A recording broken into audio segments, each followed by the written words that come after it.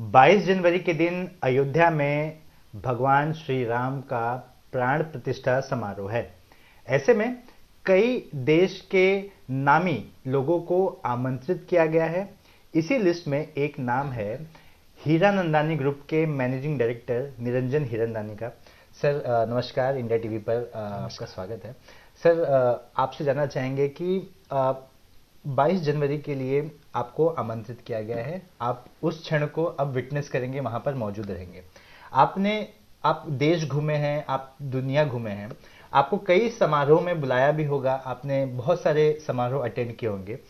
ये प्राण प्रतिष्ठा का समारोह में आपको आमंत्रित किया गया है। ये एक ऐतिहासिक कार्यक्रम है, इसमें आप उपस्थित रहेंगे। इसे लेकर क्या आप अनुभव करते हैं? इतनी खुशी हो रही है तो मैं क्या बताऊं।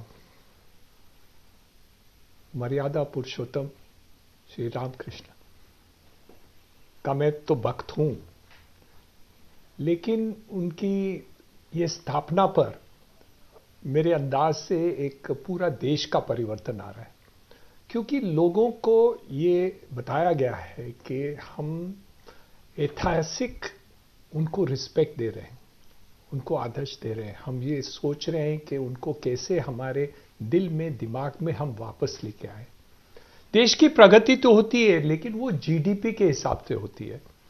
लेकिन ये जो है वो एक इमोशनल कनेक्ट है, जहां देश का परिवर्तन सिर्फ जीडीपी से नहीं होता, लेकिन आम आदमी तक इसको कैसे ये हम पहुंचाया जाए, वो श्री राम बताते हैं। त्यागी हैं।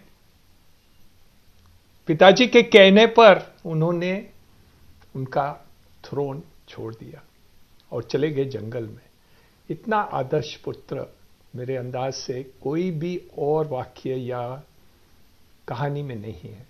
तो मेरे अंदाज से, और 14 साल के लिए भी, तो मेरे अंदाज से इनकी ये जो कहानी है, इनकी जो है, वो हम पूरे देशवासी को हम मान सम्मान दे रहे हैं और उसमें हम शरीक हैं, इसलिए बहुत खुशी होती है।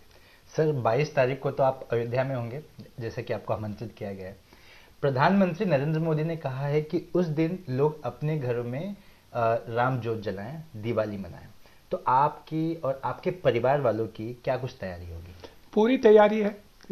पूरे हमारे परिवार हैं, ज्योत जलाएंगे, उनका नाम याद करेंगे, उनके गुण गाएंगे। हम बच्चों को कहानी बोलेंगे, स्कूल और कॉलेजेस में जो है उनको सब लोग को ये भाग लेने को कहेंगे कि ये जिसे पूरे देश में बताया जाया है टीवी के द्वारा, आपके टीवी के द्वारा भी जरूर करेंगे।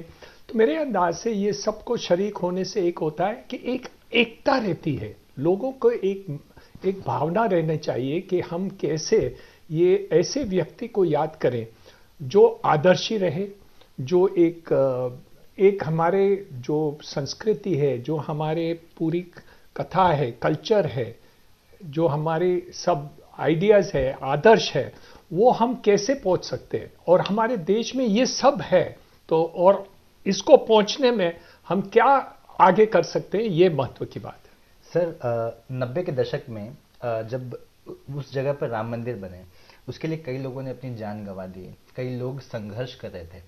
आज इतने सालों के बाद उसी जगह पर जहां भगवान श्री राम का जन्म हुआ था, वहां पर इतना भव्य मंदिर बन रहा है। क्या आपने कभी कल्पना की थी कि अयोध्या उस वक्त से इस वक्त इतना ट्रांसफॉर्म हो जाएगा, इतना बदल जाएगा?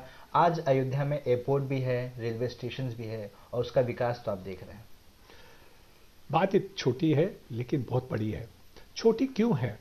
क्योंकि राम का मंदिर तो बहुत जगह है। ऐसे नहीं है कि ये पहली बार राम के मंदिर बने, सब जगह बन रहे हैं।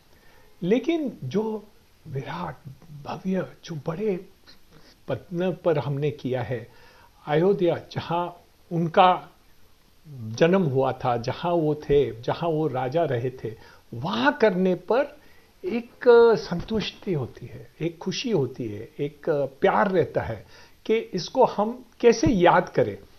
रिपब्लिक डे का फंक्शन होता है, हम कैसे झंडे ऊपर करते हैं, कैसे हम मार्च पास्ट करते हैं, कैसे हम उस समय को याद करते हैं। तो आज की तारीख में ये जो हम कर रहे हैं, आज ये शुरुआत कर रहे हैं, और 22 तारीख को जो हम प्रार्थना करेंगे वहाँ, उसको यादगी करने के लिए बहुत इंपॉर्टेंट होता है, उनकी कहानी को याद करने की, उनकी सेवा को याद करने की, उसकी जो भक्ति है, उनकी ह्यूमिलिटी जो है, उनको सब याद करने की। तो देश में इस दिन को बहुत महत्व गिना जाता है, गिना जाएगा, और मैं समझता हूं इसका बहुत हमेशा हर साल इसको हम याद करते रहेंगे। सर, ऐसा कहा जाता है कि प्रधानमंत्री नरेंद्र मोदी के नेतृत्व में देश ने कई क्षेत्रों में विकास किया है। आप उद्योगपति हैं, उद्योगपति के तौर पर आपको क्या लगता है कि सनातन क्षेत्र में भी कहीं ना कहीं लोगों की जागरूकता बढ़ती जा रही है? आज की तारीख में देखिए, नरेंद्र मोदी जी की जो लीडरशिप रही है उसमें हर क्षेत्र में परिवर्तन हुआ है। खाने पीने में, घरों में, लोगों को छोटी बात जो गैस है, पानी घर में दिलाने के, लोगों की ये गैप पूरा करने के लिए प्रधानमंत्री आवास योजना जहां मैं शरीक था, उसको हर एक को, इतने लोगों को, करोड़ों लोगों को घर देने की, ये सब जो किए है, उसके साथ में ये संस्कृति भी जोड़ने की जरूरत है। क्योंकि लोग आज की तारीख में क्या है, जो प्रोग्रेस होता है ना, प्रगति होती है, वो ये सिर्फ सोचते हैं कि पर कैपिटा इनकम बढ़ जाए या जीडीपी बढ़ जाए या ऐसे कुछ हो जाए या पैसे ज्यादा मिल जाए। वो नहीं है, वो सिर्फ नहीं है। आज परिवार का प्यार, रिस्पेक्ट, पिताजी को माताजी का रिस्पेक्ट, फैमिली बॉन्डिंग कैसा किया जाए, त्याग कैसे किया जाए देश के लिए, फैमिली के लिए, सबके लिए, ये सब प्रधानमंत्री नरेंद्र मोदी एक शिक्षण देना चाहते हैं। सिर्फ वहां मंदिर के द्वारा नहीं, पर ये जो कहानी है, जो स्टोरी है, इसको कैसे लोगों पर पहुंचाए। तो मेरे अंदाज से ये करने पर लोगों को ये कहानी सबको पढ़ना है, सिखाना है और शिक्षण देना है, और जो बच्चे लोग हैं उनको ये स्टोरी बना के उनको देश में, मैं इंग्लिश में बोलना चाहता हूं, इमोशनल कोशेंट, सिर्फ पैसे की बात नहीं लेकिन इमोशनल कॉमन होना। आज की तारीख में देखिए ना, बेटा बाप को, मां को मार देते हैं क्योंकि पैसे के कारण। इसलिए ये सब सुन के ये होगा कि जो श्री राम जी ने पिताजी के कारण 14 साल वनवास किए। वनवास क्यों किए? क्योंकि रिस्पेक्ट के लिए। तो वो उनका थ्रोन छोड़ के वो चले गए फॉरेस्ट में। तो मेरे अंदाज से ये सब जो बातें हैं वो संस्कृति नरेंद्र मोदी जी सबको शिक्षण देना चाहते हैं। मतलब मैं ये कह सकता हूँ कि जो सनातन के लिए कार्य किया जा रहा है, उससे आने वाली जनरेशन या फिर अभी की जो युवा पीढ़ी है वो संस्कृति से कनेक्ट होगी, उसे जानेगी, समझेगी, उसे मदद मिलेगी। ये इंपॉर्टेंट है, क्योंकि क्या है कि आज लोग भूल गए हैं, वो पैसे के पीछे इतने लग गए हैं कि पैसे पैसे पैसे पैसे पैसे के सिवाय कोई बात ही नहीं होती। माता पिताजी की रिलेशनशिप ये है कि पिताजी हमको कितने पैसे देंगे, वो दूसरा और कुछ नहीं है।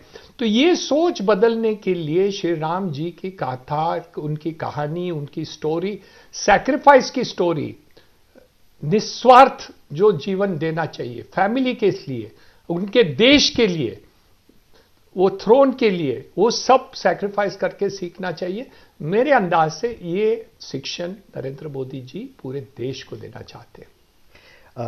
जब से सीएम योगी जी बने हैं, वो मुंबई आए थे, उन्होंने एमओयू साइन किया, कई साइन हुए थे, उसमें आप भी मौजूद थे। यूपी की अगर बात की जाए तो किसी भी राज्य में इन्वेस्टमेंट अगर ले जाना है तो वहाँ पर एक स्टेबल गवर्नमेंट होनी चाहिए, लॉ एंड ऑर्डर सही होना चाहिए। पिछले कुछ सालों की बात की जाए तो इस सरकार ने इन दोनों पे बहुत काम किया है। आपको क्या लगता है कि जिस तरह का माहौल फिलहाल आप देख रहे हैं उत्तर प्रदेश में, उसको देखकर ऐसा लगता है कि इन्वेस्टमेंट को लेकर एक अच्छा डेस्टिनेशन है इन्वेस्टर्स के लिए? योगी जी ने एक चमत्कार कर दिए, जादू है। मैं कभी नहीं समझता था कि लॉ एंड ऑर्डर यूपी में भी हो सकता है। हमने एमओयू साइन किए, मेरे बेटे ने डेटा सेंटर ग्रेटर नोएडा में किया, 18 महीने में वो पूरा सरकार ने पास करके, ईज ऑफ बिजनेस जो यूपी में है शायद कोई और शहर में भी नहीं है इतना सारा। और जो काम वो कर रहे हैं रफ्तार से, रोड के ऊपर, एयरपोर्ट्स के ऊपर, उद्योग के ऊपर, इंडस्ट्री के ऊपर, एग्रीकल्चर सेक्टर में, घरों की बात करते हैं, मेरे अंदाज से यूपी का नक्शा तो बदल रहा है, इतने तेजी रफ्तार से है कि जो बैकवर्ड स्टेट्स गिना जाता था, मेरे अंदाज से 2-4 साल के अंदर आप देखेंगे कि यूपी एक बहुत ही फॉरवर्ड स्टेट गिना जाएगा। और जितने लोगों को नौकरी नहीं मिल रही थी, वो नौकरी बाहर जाके नहीं लेने पड़े, वहीं यूपी में होगी। तो इंडस्ट्री भी चल रही है, बाकी के भी इंस्टीट्यूशंस बढ़ रहे हैं, और इंडस्ट्री तो बहुत ही ज़्यादा आ रहे हैं वहाँ।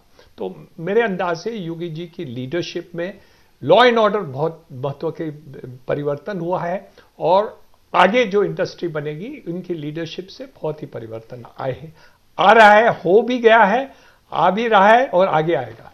सर, अयोध्या, बनारस, मथुरा, ये 3 ऐसी जगह है जो हिंदुस्तान के लिए बहुत इम्पोर्टेंट है। अयोध्या और वाराणसी का आपने विकास तो देख ही लिया, किस तरह से विकास हो रहा है। इसे देखकर आपको ऐसा लगता है, आपको कैसे, मतलब मैं ये कह सकते हैं कि यूपी आने वाले समय में कल्चरल टूरिस्ट हब बन सकता है? कल्चरल टूरिस्ट हो रही, अयोध्या तो बन ही गया है, एयरपोर्ट भी आ गया, नए होटल्स भी आ गए, और पूरे साफ सुफी कर दिया है, इतना देखा है मैं, बहुत हो रहा है ये ऐसे कि कैसे हम कल पहुंच जाए, तो वो एक फीलिंग हो रहा है। तो मेरे अंदाज से बहुत ही जो परिवर्तन है, टूरिज्म तो बढ़ेगा ही, पूरे देश में हो रहा है, और ये सेंटर्स जो आप बात कर रहे हैं, वहां सब टूरिज्म के अट्रैक्शन इतना ज्यादा होगा, आप कंट्रोल नहीं कर पाएंगे। मतलब अयोध्या को गेम चेंजर कह सकते हैं? कंप्लीट चेंजर, गेम चेंजर के ज्यादा क्या है कि एक डेस्टिनेशन पूरे विश्व में ये डेस्टिनेशन गिना जाएगा। मतलब इसे हम कल्चरल टूरिस्ट, जैसे लोग आगरा जा रहे हैं या जयपुर और सेंटर्स देखने जा रहे हैं, वैसे मेरे अंदाज से ये अयोध्या भी एक डेस्टिनेशन बन गया। मतलब आपकी तो तैयारी है अयोध्या जाने की, करोड़ों भक्त वहां जाना चाहते हैं, लेकिन कुछ ऐसे लोग हैं, आपने देखा होगा विपक्ष में, जिन लोगों को आमंत्रित किया गया लेकिन उन्होंने इस चीज़ का बहिष्कार किया। आप क्या सोचते हैं इसके बारे में? क्या इस तरह से ऐसे ऐतिहासिक क्षण का बहिष्कार करना चाहिए? अभी देखिए, पूरे देश तो एक दिन नहीं जा सकते हैं, एक अच्छा है कि सब लोग एक साथ में नहीं गए। मेरे अंदाज से श्री राम जी का जब दर्शन करते हैं, वो इस दिन हम करें, ये मेरा एक बहुत खुशी की बात है। लेकिन दूसरे दिन भी जा सकते हैं। जो लोग पॉलिटिकल कारण अपोज करते हैं, वो पॉलिटिकल इश्यू होती है, उसमें कोई संस्कृति की बात नहीं रहती है, और वो पॉलिटिशियन पॉलिटिक्स ही करते हैं। लेकिन मुझे नहीं लगता है कि कोई भी पार्टी ये समझे कि भगवान श्री राम का कोई हम डिसरिस्पेक्ट करें। मुझे नहीं लगता ऐसे, हमारे देश में तो ऐसे कोई मनुष्य नहीं है। लेकिन वो पॉलिटिक्स में, अभी इलेक्शन का साल है, तो पॉलिटिक्स में एक दूसरों को निंदा तो करने की उनकी जरूरत पड़ती है, नहीं तो वो इलेक्शन कैसे जीतेंगे। तो मेरे अंदाज से उसके ऊपर हमें गैर नजर करना चाहिए, इसमें कोई महत्व नहीं देना चाहिए कि ये क्यों अपोज कर रहे हैं, ये बहुत महत्व की बात नहीं है। भावनाओं की बात की जाए तो पूरे देश इमोशनल है, उस दिन का इंतजार कर रहा है, लेकिन कुछ लोग इसे पॉलिटिकल रंग दे रहे हैं, जैसे कि आप कह रहे थे। तो अब ये भी कहा जाता है कि वो एक पॉलिटिकल कार्यक्रम है, प्राण प्रतिष्ठा का कार्यक्रम नहीं है। देखिए, हम कोई भी वस्तु को अलग अलग नजर से हम देख सकते हैं। भगवान श्री राम की ये प्रतिष्ठा एक बहुत बड़ी बात है, उसमें किसको नेगेटिव उसमें देखना है, तो कभी भी कोई भी चीज में हम नेगेटिव देख सकते हैं। बारिश आ गई, हम भीग गए, बारिश आ गई, हमको पानी मिल रहा है, तो दोनों बात सही है। हम भीग गए तो बुरा हुआ, हमको पानी मिला पीने के लिए तो अच्छा हो गया। तो कोई भी निंदा करें, उसमें कोई फर्क नहीं पड़ता, अच्छी चीज तो अच्छी चीज ही होती है, तो इसमें कोई दो मत नहीं है। उससे मुझे कोई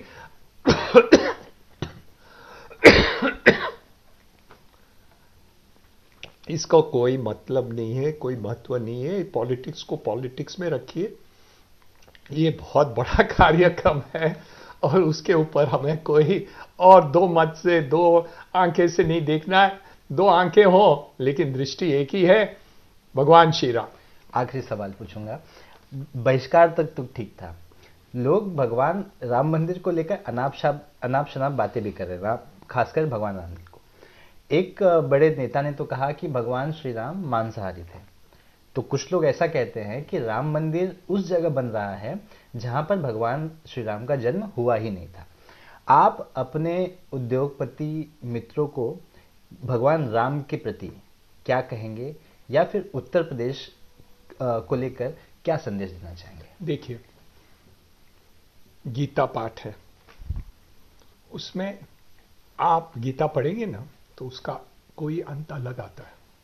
मैं गीता पढ़ूंगा और कोई है, कोई गुरुजी पढ़ाएंगे ना तो उसका मानव अलग हो जाता है। तो आप कोई भी दृष्टिकोण से देखिए, भगवान भगवान ही रहता है, उसके शिक्षण रहते हैं। उसके मुख कैसे दिखता है या कैसे दिखना चाहिए, 4 स्टैच्यू बनाए, उसमें से एक चुना, आप दूसरे चुनेंगे तो लोग अलग बात करेंगे कि वो अच्छा था कि ये अच्छा था। ये तो ठीक है, लोगों को अलग अलग दृष्टि से देखना चाहिए, वो कोई, उसमें कोई प्रॉब्लम नहीं है। लेकिन जो चीज सही होती है, अच्छी होती है, उसको आप बुरा कहने में वो बुरा नहीं बन जाता, क्योंकि हकीकत सच्चाई सच्चाई रहती है। भगवान श्री राम में आप खोट निकालने को जाए तो आप ही खोटा बन जाते हैं। तो उसमें कोई दो मत नहीं है। श्री कृष्ण हो, कृष्ण के भी लोग निंदा करते हैं, तो उसमें कोई फर्क नहीं पड़ता। कृष्ण को फर्क पड़ना है? नहीं, भगवान श्री राम को फर्क नहीं पड़ेगा, उनकी कथा को फर्क नहीं पड़ेगा, उनकी डिवोशन को फर्क नहीं पड़ना, उनकी जो काम है राइटियसनेस में कोई फर्क नहीं पड़ना, उसमें कोई फर्क नहीं पड़ना। बाकी वो कैसे दृष्टि से राम जी को देखते हैं वो उनके ऊपर है, क्योंकि उनके अंदर की बात है। हम देश की बात करते हैं, लोगों की बात करती है, संस्कृति की बात करती है, हमारे उद्योग की बात करते हैं, हमारे शिक्षण की बात करते हैं, हम फ्यूचर ऑफ इंडिया की बात करते हैं। इसमें दो मत नहीं है। श्री राम जी हैं। आप कोई भी दृष्टि से देखिए, कोई परिवर्तन नहीं पड़ेगा, श्री राम जी वो ही रहेंगे। और मैं समझता हूं कि जो काम हो रहा है वो एक ऐतिहासिक काम हुआ है, और इसको हम मान सम्मान से, रिस्पेक्ट से देना चाहिए। वो क्या बोलते हैं, हिंदी में कहावत है ना, हाथी जब चलते हैं ना तो कुत्ते भौंकते हैं, हाथी को कोई फर्क नहीं पड़ता। जब राम जी चलते हैं ना तो कोई भी आवाज कर दें, राम जी की कथा और राम जी की जो शिक्षण है उसमें कोई परिवर्तन नहीं आ सकता। आप कोई भी दृष्टि से देखिए, राम जी आगे ही चलेंगे। सर, जब आप अयोध्या उतरेंगे तो कैसे नारे लगाते हुए जाएंगे वहां पर?